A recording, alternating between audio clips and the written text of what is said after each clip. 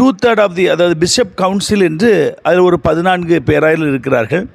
இந்த 14 பேராயரில் 2/3 யாருக்கு இருக்குதோ, அதாவது வாய்ஸ் 3/2 பகுதி பேராயர்கள் யாரை தேர்ந்தெடுக்கிறார்களோ அவர்கள்தான் அறிவிக்கப்படுவார்கள். அதாவது ஃப்ளோரில், அதாவது தேர்தல் வேட்பாளராக அறிவிக்கப்படுவார்கள் என்று ஒரு சட்ட திருத்தத்தை அவர் செய்து வைத்து சென்றிருக்கிறார்.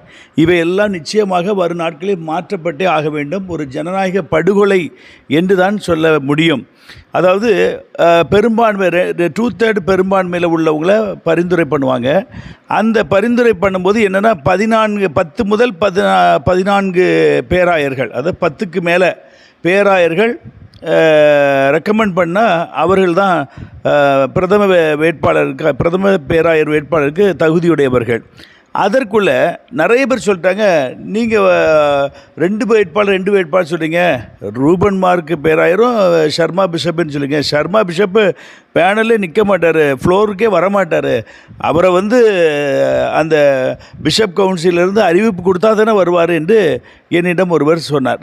இதை பற்றி தீவிரமாக நான் விசாரித்த பொழுது, அதாவது 2/3 10 முதல் 14 பேராயர்கள் யாருக்கு சிபார்சு செய்கிறார்களோ அவரை தான் முதலில் வெளிப்படுத்துவார்கள். அது ஒருவேளை ரூபன் மார்க் பேராயராக இருக்கலாம்.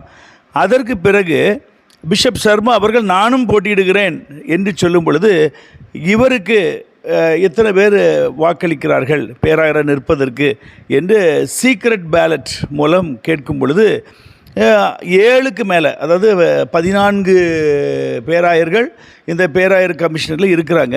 இதில் 7க்கு மேலே மோர் தென் 50%, 7க்கு மேலே 8 பேரோ 9 பேரோ 10 பேரோ பேராயர் சர்மா அவர்களுக்கு வேட்பாளராக நிற்பதற்கு நாங்கள் விரும்புகிறோம் என்று சீக்ரெட் பேலட் மூலம் தெரியப்படுத்தும் பொழுது நிச்சயமாக ஷர்மா பிஷப்பை நிறுத்தி தான் ஆக வேண்டும்.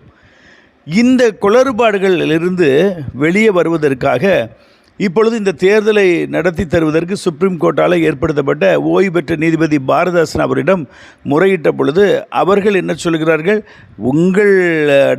உங்களுடைய செனாடு கதையில் நாங்கள் ரொம்ப தலையிட மாட்டோம், வேட்பாளரை நீங்கள் அறிமுகப்படுத்துங்க, தேர்தல் நடத்தி வைப்பது நாங்கள் பார்த்துக்கொள்கிறோம் என்று அவர் சொல்கிறார். நான் ஒரே ஒரு வார்த்தை ஓய்வு பெற்ற நீதிபதி ஐயா பாரதாசன் சொல்கிறேன், இதுவும் தேர்தல் தான். இது ஒரு பார்ட் ஏ பார்ட் பி என்று நீங்கள் நினைக்கக்கூடாது. மாடரேட்டர் தேர்தல் என்றால் இதிலிருந்து தான் ஆரம்பிக்கிறது. முதல்ல பேராயர் கவுன்சிலிருந்து ஒருவரை செலக்ட் பண்ணுறாங்க. இதில் ஒழுங்காக நடக்கிறதா, ஜனநாயக படுகொலை இல்லாமல் இருக்கிறதா என்பதை கண்காணிக்க நீங்களும் அந்த அமர்வில் இருக்க